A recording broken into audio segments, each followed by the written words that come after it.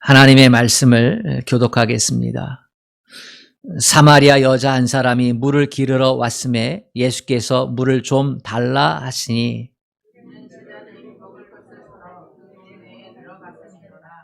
사마리아 여자가 이르되 당신은 유대인으로서 어찌하여 사마리아 여자인 나에게 물을 달라 하나이까 하니 이는 유대인이 사마리아인과 상종하지 아니함이로라.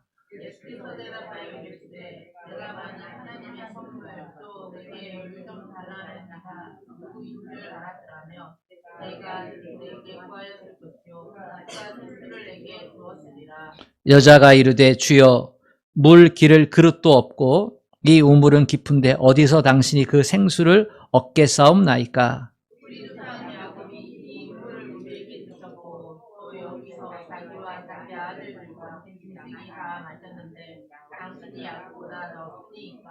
예수께서 대답하여 이르시되 이 물을 마시는 자마다 다시 목마르려니와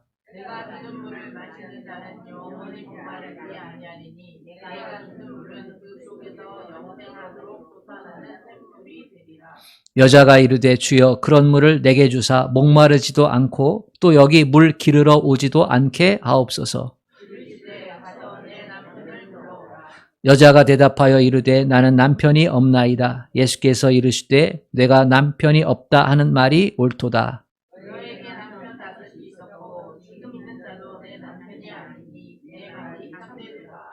여자가 이르되 주여 내가 보니 선지자로소이다.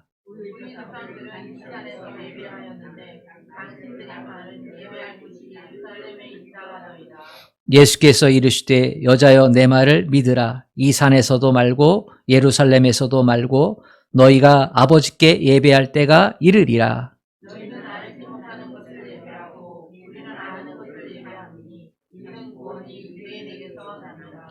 아버지께 참되게 예배하는 자들은 영과 진리로 예배할 때가 오나니 곧 이때라.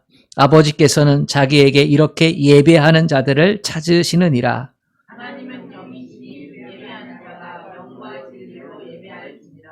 여자가 이르되 메시아 곧 그리스도라 하는 이가 오실 줄을 내가 아노니 그가 오시면 모든 것을 우리에게 알려주시리이다.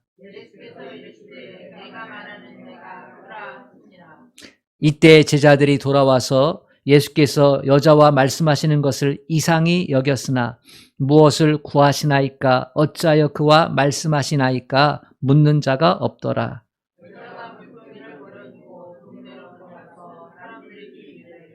내가 행한 모든 일에 내가 말한 사람을 와서 보라. 이는 그리스도가 아니냐 하니 그들이 동네에서 나와 예수께로 오더라.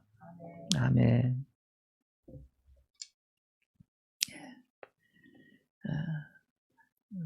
가정에서 또 성전에서 예배하는 모든 사랑하는 성도들에게 하나님께서 평안의 은혜를 주시기를 축복합니다.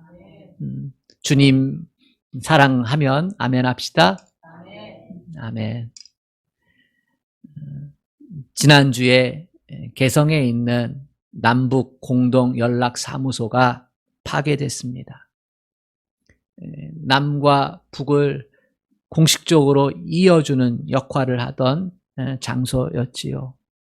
그 폭파 장면을 보면서 마음이 참 아팠습니다. 분단 이후에 남한과 북한은 만남을 제대로 하지 못했잖아요. 대화를 하고 전화를 하고 만남을 갖고 그럴 때마다 항상 속을 감추고 겉에 것만 얘기했거든요. 그런데 남북 정상회담을 하면서 좀 속 좀 드러내고 얘기하자. 그렇게 해서 북한이 땅을 제공하고 남한이 돈을 제공하고 그렇게 해서 지어진 곳이 남북 공동 연락 사무소입니다. 속 감추지 말고 만나서 얘기하자. 평화에 대한 얘기하고 통일에 대한 얘기하고 이제 적대적인 관계를 끊고 동반자적인 관계로 통일을 얘기하면서 그렇게 만남을 갖자. 그러한 상징적인 장소이기 때문에 수백억을 들여서 지었어요. 잘 지었습니다. 그런데 3년이 채 안 돼요. 그게 무너져 내렸습니다. 2018년 우리나라 대통령께서 평양을 방문해서 정상회담을 갖고 또 판문점에서 정상회담을 갖고, 그치요? 대통령이 판문점에 선을 넘어, 그죠? 서로 선을 넘어보잖아요. 그리고 이어서 북미 정상회담이 열렸고, 그리고 다시 판문점에 와가지고 우리 대통령, 또 북한, 또 미국의 정상들이 서로 손을 맞잡고 얼마나 아름다워요. 전 세계가 주목했어요.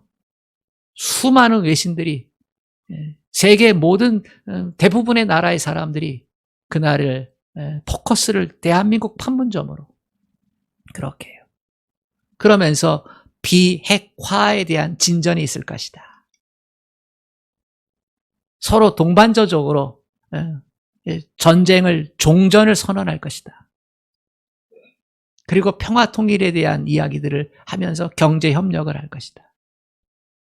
이제 걱정하지 않을 거다. 그런 기대감들이 있었지. 결과론적인 이야기지만 마음속에 계산이 다 달랐나 봅니다. 좋은 만남이었지만 속사정이 다 달랐다. 속으로 하는 계산들이 다 각자가 달랐다는 거예요. 북한은 북한대로, 미국은 미국대로, 우리나라는 우리나라대로.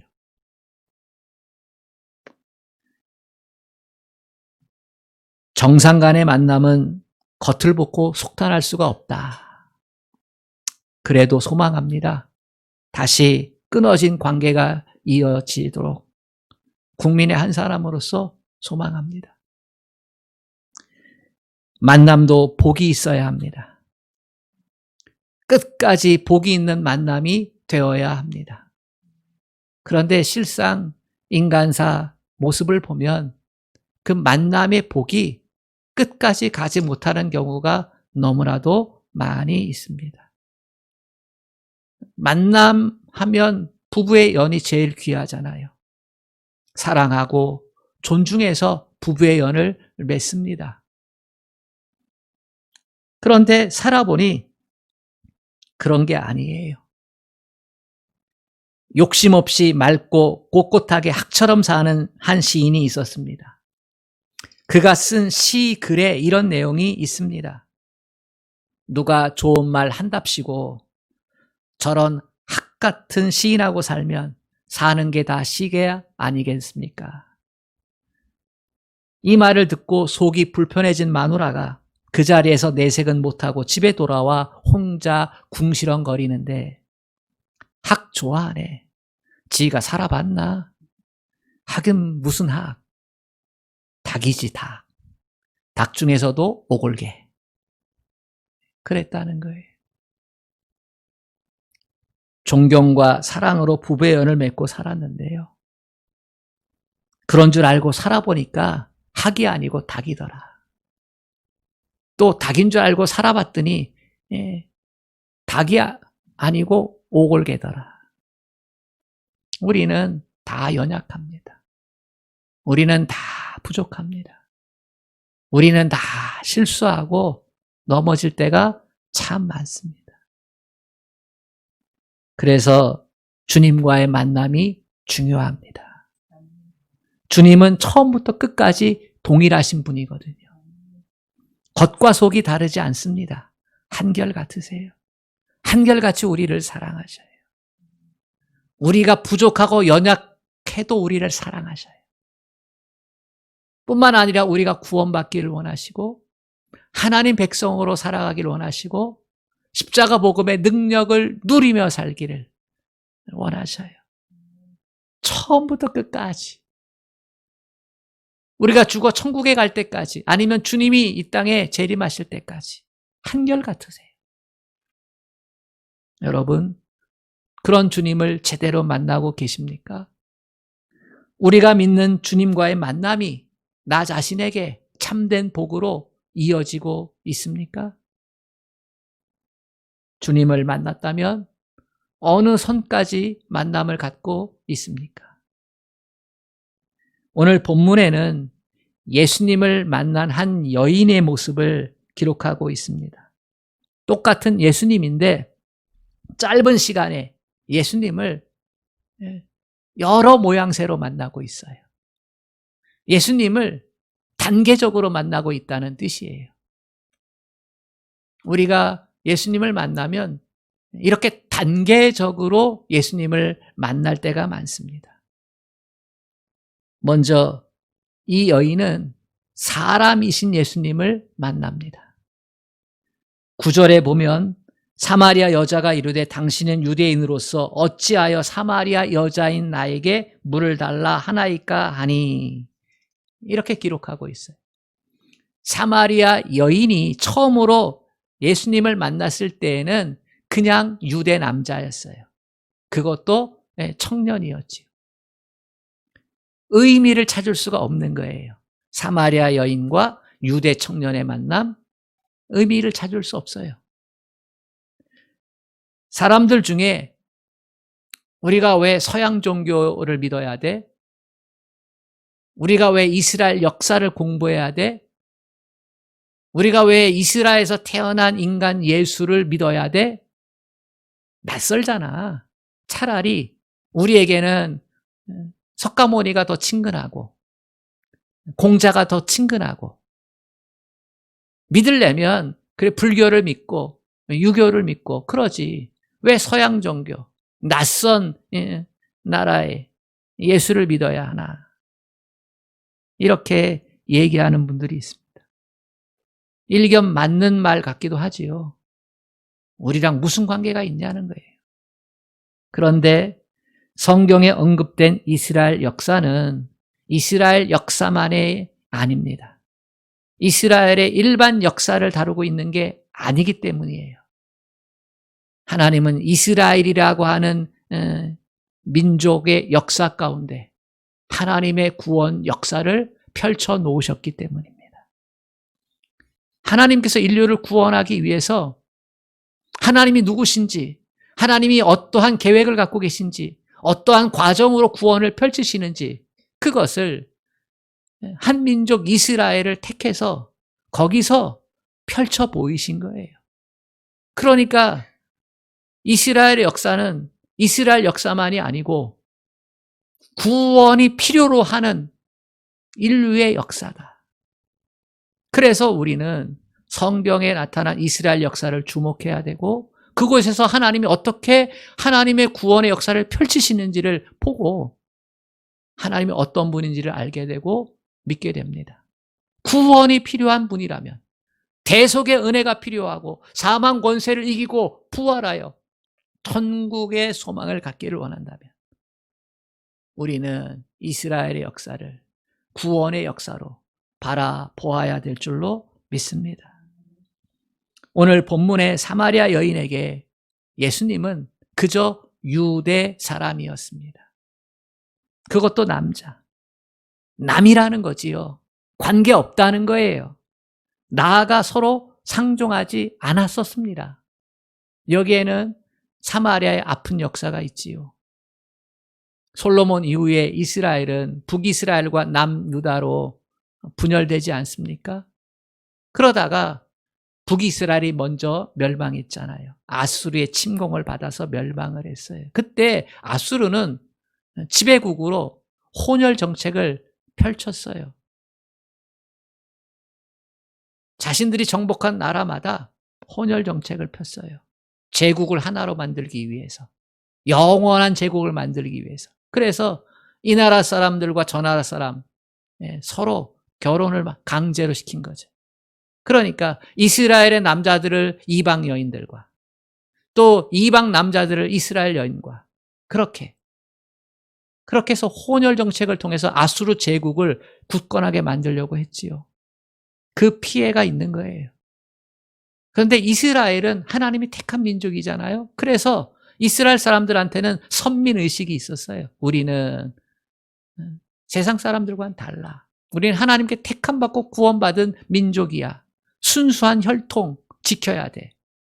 근데 사마리아 사람들은 그 혈통이 혼혈된 거죠. 순수함이 사라져버린 거죠. 그 아픔이 있어요. 그 아픔을 보다듬어야 되는데 그걸 보다듬지 못하고 잘못된 편견을 갖는 거예요. 너희는 이제 끝났어. 이렇게. 하나님의 택함에 대한 이해를 잘못한 거죠. 겉모습으로만 본 거죠. 그래서 끝났다는 거예요. 그 상종을 하지 않아요. 유다 사람들은 사마리아 사람들을 경멸해요. 같이 대화도 안 하고 같이 음식도 먹지 않고 뿐만 아니라 서로 남녀가 사귀는 건 뭐 절대 안 되는 거죠. 그러한 서러움 가운데서 사마리아 사람들이 남유다 사람들을 좋게 보겠어요? 그래서 단절된 겁니다. 마치 북한과 우리가 단절된 것처럼 단절된 거예요. 한 민족이었는데 적대시하는 거지. 그런 가운데서 예수님이 사마리아를 여행하시는 거예요. 거기서 우물가에서 여인을 만나 물 나오 이렇게 하니까 그 만남이 의미가 있겠어요? 남이라는 거예요. 남이라는 거. 우리 가운데도 사마리아와 같은 여인들의 모습이 있습니다. 예수 믿는 사람들에게 배신당하거나 경제적으로 사기를 받거나 예수 믿는 사람들의 비인격적인 모습 가운데 상처를 받거나 그러면 어때요? 에이, 교회 나한테 꺼내지도 마. 예수 나한테 꺼내지도 마. 혹여 내가 예수를 믿는다 해도 교회는 안 나가. 이러면서요. 예수님을 남으로 취급하는 그럴 수밖에 없는 아픔들이 있는 거지. 이 단계를 넘어서야 되는 거죠. 예수님은 그 여인을 아셨어요. 그 아픔을 아셨어요. 그래서 예수님은 그 여인을 다음 단계로 이끄셔요. 그건 선생인 예수님을 만나는 거예요. 사마리아 여인과 예수님의 대화를 살펴봅시다. 10절에 보면 예수님이 말씀하세요. 내가 누구인지 알면 반대로 네가 나한테 구할 거야. 네가 알고 있는 유대 남자 청년, 상종 못할 관계가 끊어진 그런 남자 아니야. 네가 나를 알면 너가 나한테 도움을 달라. 이렇게 요청할 거야. 내가 지금은 너한테 물 달라 하지만 역전될 거야. 그러니까 여인이 11절에 아니 이 물에서 어떻게 반대로 내가 당신에게 물을 얻을 수 있냐. 당신이 야곱보다 더 큰 자냐. 그건 야곱의 우물이었거든요. 우물은 예전에 아무나 갖는 게 아니잖아요. 특히 근동에서는.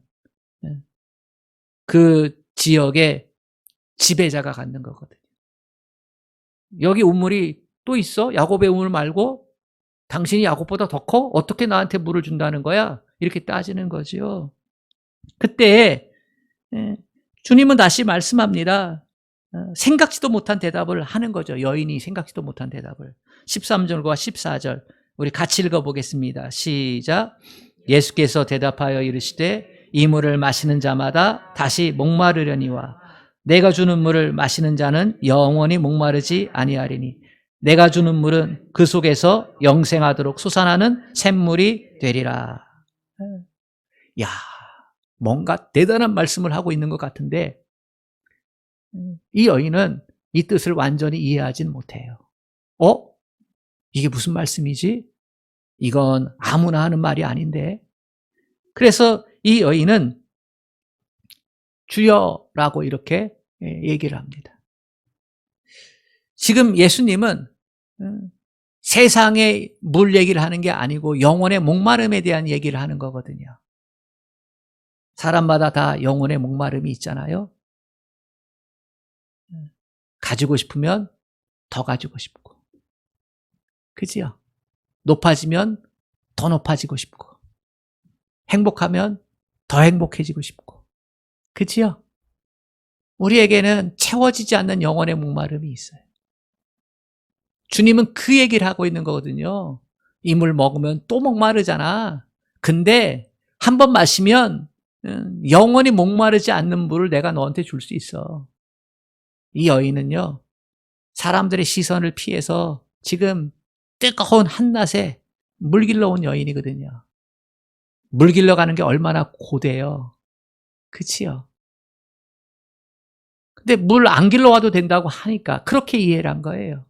그러니까 예수님을 갖다가 선생님이요, 내게 그런 물을 주사 여기에 물 기르러 오지 않게 하옵소서. 15절에 그렇게 얘기하는 거예요. 여자가 이르되 주여 그런 물을 내게 주사. 여기서 주여라는 말은요, 선생님 이런 뜻이에요. 오늘 우리 가운데서도 예수님을 선생님으로 생각하는 분들이 많아요. 예수님을 4대 성인으로 그렇게 여기는 사람들이 많아요. 좋은 말씀 들었다는 거죠. 목사님 오늘 좋은 말씀 들었어요. 얼마나 좋은 말, 얼마나 목사님이 그렇게 많이 알고 계세요? 사실 예수님께서 하신 말씀 중에 배울 게 많지요. 좋은 말씀, 주옥 같은 말씀이 많아요. 그래서 정치하는 사람들도 또 사업하는 사람들도 예수님의 말을 종종 인용을 해요. 오른손이 하는 일을 왼손이 모르게 해. 오리를 가고자 하면 십리를 가고, 오른뺨을 치거든 왼뺨도 내주고, 그지요? 이런 얘기 인용해요. 의를 위해 핍박받는 자는 상이 클 거다, 이런 얘기도 하고요. 물론 예수님께서 우리에게 이 세상에서 어떻게 살아야 할지를 알려주시기도 했어요. 그러나 우리가 만나야 될 예수님은 선생의 모습을 넘어서야 돼요. 아멘. 선생의 모습을 넘어서 좋은 통찰력을 가지고 있는 그 선생이라고 하는 그 모습을 뛰어넘어야만 됩니다. 거기에 머무르는 사람이 의외로 많아요. 의외로 많다. 진짜 하나님이 우리에게 보여주시려고 했던 예수, 하나님이 진짜 우리에게 귀한 만남을 갖게 하시려고 했던 그 예수, 그 예수님을 만나야 됩니다. 세 번째 단계는 이 여인이 선지자인 예수님을 만나는 거예요. 사마리아 여인이 핵심을 잘 캐치하지 못하는 걸 예수님이 아셨어요. 지금 내가 육신의 물 얘기를 하고 있는 게 아니고 영혼의 물, 그 얘기를 하고 있는데, 영혼의 갈급함을 얘기하고 있는데 이 여인이 겉말을 하는 거예요. 자기를 드러내지 않아요. 예수님이요, 핵심을 찌르는 말을 해요. 내가 내게 주는 물은 영원히 목마르지 않을 거야. 그랬더니 내 물 안 길러 오도록 그 물 주소서 하니까 예수님께서 갑자기 주제를 바꿔요. 내 남편을 데려오라, 이렇게 얘기하는 거예요. 내 남편 데려와. 그랬더니 이 여인이 남편이 없는데요. 이 여인은 그동안 남자들을 떠나보냈어요. 왜 남자들을 계속해서 바꾸어서 함께 살았는지를 기록하고 있지는 않지만, 첫 번째 남자, 두 번째 남자, 세 번째 남자, 네 번째 남자, 다섯 번째 남자, 헤어지고 지금 여섯 번째 남자가 있어요. 남편이지요. 근데 예수님께 데려올 만큼의 남편이 아니에요.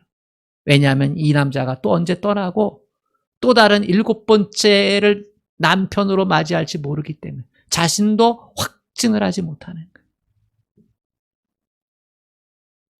이 여인은 영혼의 목마름을 자꾸 남자를 통해 찾는 여인이에요. 어떤 사람은 물질 통해 영혼의 목마름을 해결하려고 해요. 하나님이 아니면 영혼의 목마름을 해결해 줄 수 있는 곳이 없는데, 우리 인간은 어리석어서 자꾸 우상에게로, 내가 만든 우상에게로 간단 말이에요. 하나님이 계셔야만 내가 영혼의 만족을 아는데, 그 하나님을 통해 내가 누군지 알고 하나님이 누군 줄 알고 거기서 영생의 은혜가 주어지는데, 자꾸만 엉뚱한 곳에서 목마름을 채우려고 하니까. 이 여인에게는 그게 남자였어요. 물질도 아니고 명예도 아니고 권력도 아니고 쾌락도 아니고 남자. 그러니까 자꾸 불안하니까 자기의 목마름이 해결되지 않으니까 이 남자 떠나보내고 또 저 남자 또 떠나보내고 또 저 남자 떠나보내고 또 저 남자.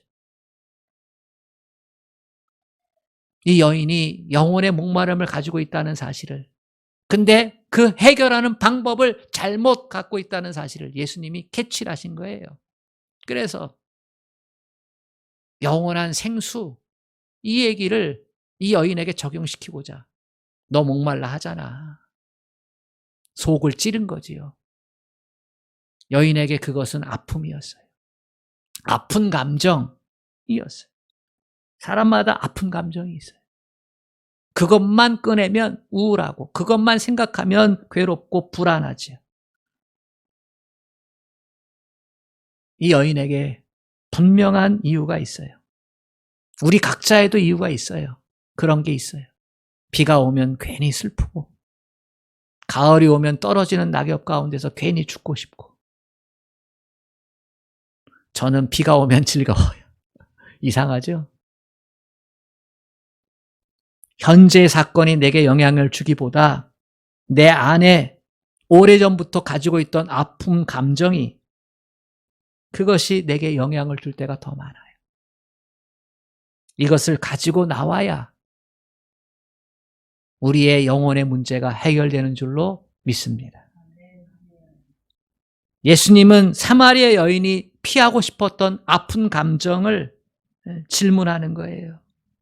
이때 여인이 수치심을 느끼고 무엇이라고 고백을 해요? 난 남편 없다. 그때 주님이 맞다라고 얘기해요.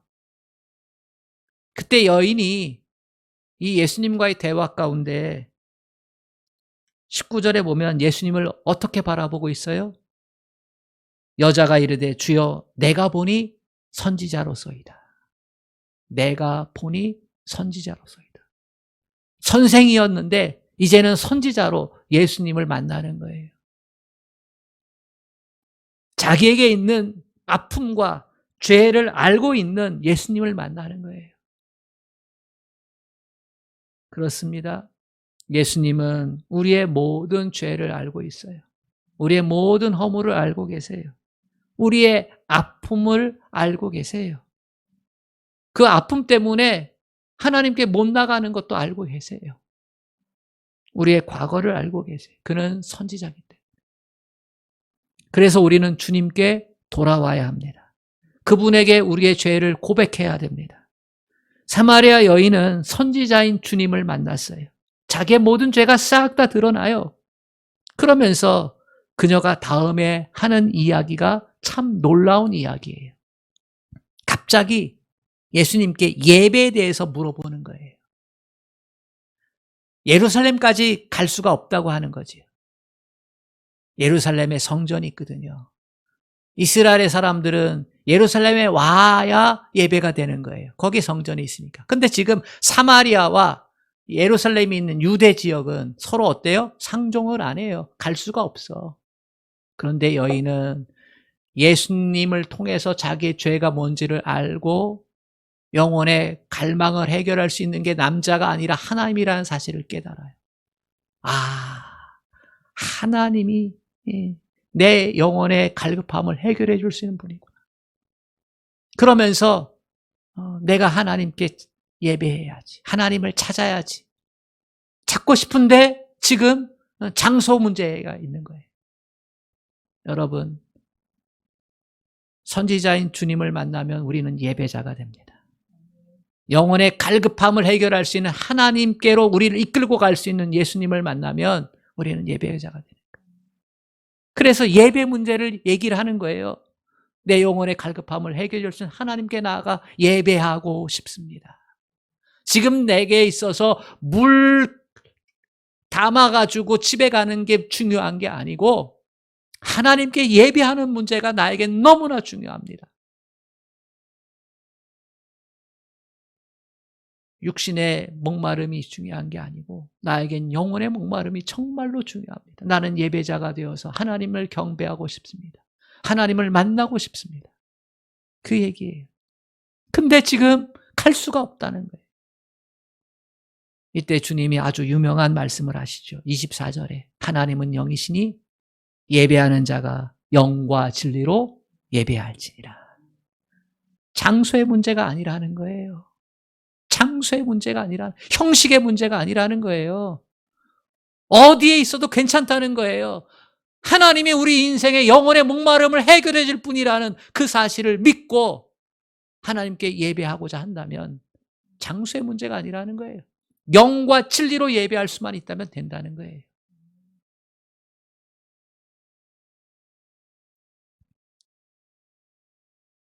선지자인 주님을 만나게 되면 예배가 회복됩니다.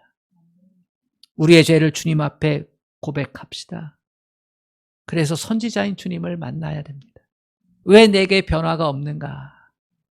여전히 그냥 사람이신 예수님, 그냥 선생님이신 예수님을 만났기 때문에. 선지자인 예수님을 만나서 예배를 회복할 수 있기를 간절히 원합니다. 선지자인 주님 앞에 서면요, 내 영혼의 목마름이 실체가 보이는 거예요. 내 죄의 실체가 보이는 거예요. 그런데 그걸로 낙심하는 게 아니라 예배자가 된다는 사실이에요. 아멘.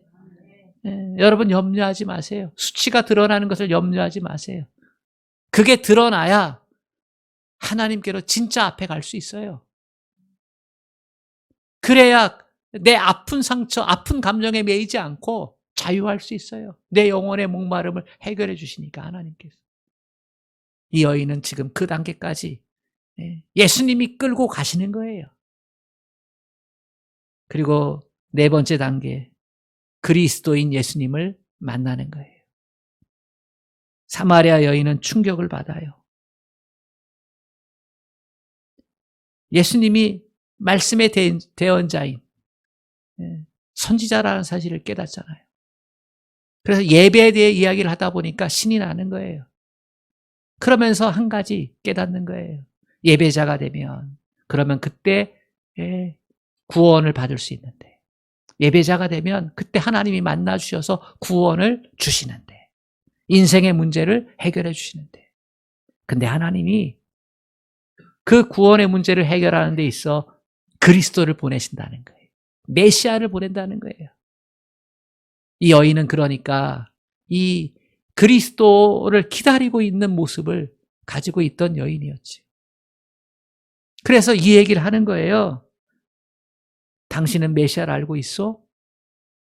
25절에 여자가 이르되 메시아 곧 그리스도라는 이가 오실 줄을 내가 아노니 그가 오시면 모든 것을 우리에게 알려주시리이다. 구원에 대해서, 하나님의 백성이 참된 백성이 되는 것에 대해서 다 알려줄 거야. 선지자인 당신 그리스도에 대해 알고 있어? 이러는 거예요. 그러자 예수님이 어떻게 말씀하세요? 우리 26절을 같이 읽어보겠습니다. 시작. 예수께서 이르시되 내가 말하는 내가 그라 하시니라. 할렐루야. 마침내 예수님이 그 여인을 만나주시는 거예요. 내가 그리스도야. 네가 그렇게 기다렸던 메시아, 그렇게 기다렸던 그리스도, 바로 내가 그리스도야. 바로 복음이신 예수님을 만나게 해주시는 거예요. 주님이 알려주시고 만나주시는 은혜가 있습니다. 저는 그리스도인 예수님을 우리 모두가 만나기를 원합니다. 여기에 있는 모든 분들이 그리스도인 예수님을 만날 수 있기를 축복합니다. 복음이신 예수 그리스도, 그분을 만난 이 여인은 어떻게 됩니까? 복음을 만난 우리는 어떻게 살아야 합니까? 28절에 보면 여인이 물동이를 버려두고 동네로 들어갔다는 거예요. 물동이를 버려뒀다. 여자가 우물가에 온 건 물 기르러 가려고 하는 게 그게 목적이었잖아요. 그 물을 통해서 살아갈 수 있으니까. 그게 생명수니까. 그게 없으면 안 되니까. 그건 먹고 사는 문제예요. 근데 여인이 물동이를 버려두고 라는 말은 지금 먹고 사는 문제를 내려둔다는 거예요. 주님 말씀하셨어요. 공중의 새를 봐라. 들의 백합화를 봐라. 누가 먹이를 주지 않아도 산다는 거예요. 하나님이 먹이시고 하나님이 입히신다는 거예요. 하나님의 자녀된 백성, 예수를 만나서 구원받은 백성, 하나님이 책임져 주신다는 거예요. 이 여인은요, 지금 먹고 사는 문제가 중요한 게 아니에요. 메시아를 만나서 자기가 구원받았다는 사실이 중요한 거예요. 하나님의 자녀가 된 복. 여러분, 하나님의 자녀가 되어서 자기 걱정과 근심을 내려놓을 수 있기를 축복합니다. 그것에 매이지 마세요. 그건 가짜예요. 하나님의 자녀의 권세가 우리에게 있잖아요. 하나님께 구하면 되잖아요. 절박하게 구하면. 하나님이 자녀를 책임져 주세요. 두 번째, 이 여인은 자기 상처를 이겼어요. 수치스러움이 있잖아요. 이 여인은 한 남자도 아니고 무려 6남자랑 살았어요. 고대 근동에서 이렇게 삶을 사는 사람은 없어요. 손가락질 당하잖아요. 우리도 어렸을 때 보면, 그렇죠? 그런 손가락질들이 있었어요. 마을마다. 근데 이 여인은요, 그 수치의 선을 넘어서요. 자기에게 쏟아지는 그 조롱과 편견의 선을 넘어서요. 마을로 뛰어 들어가는 거예요. 자기 상처가 치유되고 회복되었기 때문에. 그리스도 예수를 만나면 우리 안에 상처가 치유되고 회복되는 줄로 믿습니다. 여러분, 혹 교회에서 상처를 받았습니까? 그래서 혼자서 하나님 믿으려고 하지는 않습니까? 예수 그리스도를 만나고 그렇게 살면 안 됩니다. 모든 아픔을 아시는 주님께 상처를 내어놓고 주님의 위로와 주님의 치유를 경험할 수 있기를 축복합니다. 우리는 다시 동네로 들어가야 돼요. 다시 교회로 들어와야 돼요. 다시 세상 속으로 들어가야 돼요. 예수 만난 복이 있거든요. 마지막으로 복음을 전합니다. 29절로 30절에 보면 내게 행한 모든 일을 내게 말한 사람을 와서 보라. 내가 행한 모든 것. 내가 행한 모든 일을 내게 말한 사람을 와서 봐라. 이는 그리스도가 아니냐. 사람들이 와가지고 예수께로 모여들더라 그랬어요. 우리는 증인의 삶을 사는 거예요. 예수 만난 사람은요, 증인이 되는 거예요. 그 단계까지 가야 돼요. 예수를 진짜 만나느냐? 그럼 예수 자랑해야지요. 예수 증거해야지요. 그리스도임을 알려야지요. 복음을 전할 수밖에 없는 사람이 되는 거죠. 예수 만나면 그렇게 되는 거예요. 여러분, 어떠한 예수님을 지금 만나고 계십니까? 인간 예수, 스승, 선지자, 선생님 예수, 아니면 선지자 예수, 아니면 그리스도 예수. 우리가 그리스도 예수를 만나서 복음 안에 주어진 그 축복, 하나님께서 예수님을 통해서 우리에게 주시고자 하는 것들, 그 귀한 은혜를 우리가 실제로 누려야 될 줄로 믿습니다. 여러분, 이 믿음에 이르기를 주님의 이름으로 축복합니다. 우리 한번 기도하겠습니다. 이 시간에 나는 어떠한 예수님을 만나는가? 정말로 예수님께서 내 인생의 문제를 다 아시고 그분은 그렇게 선지자로 와서 그리스도가 되었는데 나는 그 주님의 이끌림 아래서 어디까지 갔는가? 내가 고집을 피워서 인간이신 예수님의 단계에 있진 않은가? 아니면 좋은 성인, 가르침을 주는 그러한 스승, 그 수준에 내가 고집 피워서 머물고 있지는 않은가? 아니면 선지자만. 하나님은 그리스도 예수를 우리에게 선물로 주셨습니다. 복음의 능력을 누리라고. 인생의 모든 문제를 주님께 맡기고 자유함을 누리라고, 천국 백성으로 행복하게 살아가라고. 하나님, 내게 이 은혜를 주시옵소서. 우리 이 시간에 하나님 앞에 나아갑시다. 하나님은 우리에게 구원자 예수를 주셨습니다. 그리스도 예수를 주셨습니다. 우리 인생의 문제를 해결하고 하나님의 백성으로 복되게 살아가라고, 십자가 복음 안에 있는 능력을 누리라고 하나님 우리에게 예수님을 그리스도로 주셨습니다. 나의 구주, 나의 왕으로 섬기라고 아버지 그렇게 허락해 주셨습니다. 하지만 아버지, 나는 어느 수준에 머물러 있습니까? 내 주 아버지 하나님, 내 속을 다 들여다놓고 아버지 하나님, 주님 만나기를 원합니다. 나의 연약함, 나의 아픔, 나의 고통, 아픈 감정들, 인생의 무거운 짐들 다 아시는 주님께 감추지 말고 아버지 다 드러내놓고 하나님 앞에 나아가기를 원합니다. 예수님을 통해 하나님께 나아가기를 원합니다. 아버지, 그 은혜 가운데 있기를 원합니다. 상처가 치유된 자로, 죄와의 권세를 이긴 자로, 사망의 권세를 이긴 자로, 아버지 하나님, 육신의 이 갈망들을 해결한 자로 주님 앞에 서기를 원합니다. 그 축복을 누리기를 원합니다. 성령님 함께하여 주옵소서. 아멘. 아멘. 하나님 아버지, 예수님 안에 구원의 완전한 선물을 허락하시고 우리에게 보내셨는데, 우리는 우리의 육신의 고집과 교만과 게으름과 자아 사랑 때문에 그 예수님을 제대로 만나지 못하고 하늘의 복을 뿌리칠 때가 많습니다.